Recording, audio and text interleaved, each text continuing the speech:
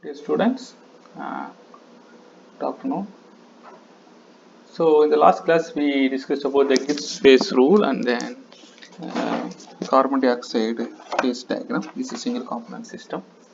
So today we are going to see another example in the phase diagram part. This is water. It's a single component system again, and we know it exists in three different phases.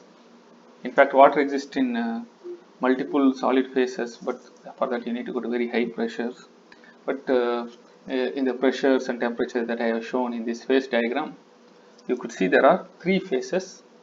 One is solid, that's stable in these conditions, and liquid, and then vapor. These lines which you see here, they are the equilibrium lines. So along this line, that means along this pressure temperature combination, you would see the liquid phase is in equilibrium with the vapor phase. Similarly, along this line you would see solid phase in equilibrium with liquid phase, and here the solid in equilibrium with the vapor phase. There are some important features in this graph. For example, this point here is called triple point. That's the only point where you would see, it's the only pressure and temperature combination where you would see all the three phases of water coexist. Okay, so if you either alter temperature or pressure, you will be disturbing that equilibrium. You will find either two phases or one phases as a result of that change, depending upon how do you distort that equilibrium. Okay, so now also look at it. This triple point corresponds to 273.16 Kelvin, just over 0 degree centigrade, and at a pressure of 6 milliatmosphere. If I increase the pressure to 1 atmosphere, which is an ambient condition, you would see this melting point, okay, of solid ice to water decreases by about 0.01 Kelvin. And it's very interesting, as you raise the pressure, this curve tend to go towards left with a negative slope. What it means is, at any given temperature, if I increase the pressure, so I favor formation of liquid from the solid ice. This is because the molar volume of solid ice is greater than the liquid. The solid ice has got more open structure with the hydrogen bonding, so when it melts it becomes a denser liquid. And then if I look at this point, this is the point is called critical point. At that point you wouldn't able to distinguish between the liquid and the vapor phase of water.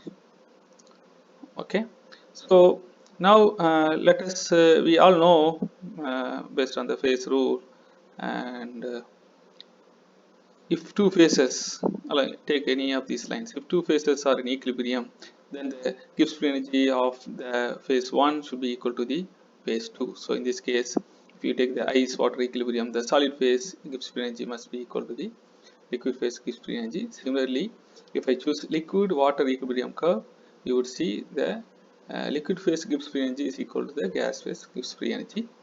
And we do also know these Maxwell relations, which is change in molar Gibbs free energy with the pressure at constant temperature is nothing but molar volume.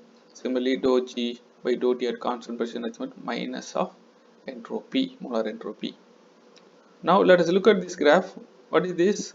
So this y-axis label is G, that is Gibbs free energy, is missing here, and this x-axis is temperature in Kelvin. So what I have done here is I have plotted the information from the phase diagram at select pressures, say 1 atmospheric pressure and less than 1 atmospheric pressure. Let's go here and look at 1 atmosphere. What happens? You have this solid ice turning to liquid at melting point 0 degree centigrade, and you continue further, you see a boiling point of 100 degree centigrade where liquid becomes vapor. And if you choose any pressure less than 1 atmosphere but just above the 6 milli atmospheric pressure, and between the 6 milli atmosphere pressure and 1 atmosphere pressure, we choose any pressure, you would see the melting point decrease as I decrease the pressure.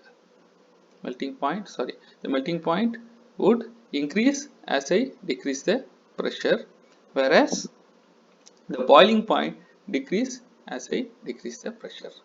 That means as I approach towards the uh, triple phase, triple point.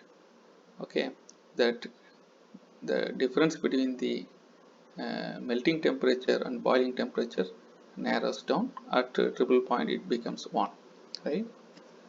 And that's what is shown in this graph. This is at 1 atmosphere, this is at less than 1 atmosphere. You see, as the pressure decreases, the liquid range is narrowing down. That's what is shown here. Okay, and but all these three phases have three different curvature of. Okay, this is because they all the three phases has a different heat capacity. For example, the each phase has a different curvature. That's because the heat capacity of each phase is different, as is shown in this equation here. And we know that dou G by dou T at constant pressure is minus S bar. What it means is the slope of the line is negative, but S is positive during the solid to liquid transformation, again from liquid to vapor phase transformation. That means the molar entropy of gas phase is greater than the liquid phase, and that is in turn greater than the solid phase.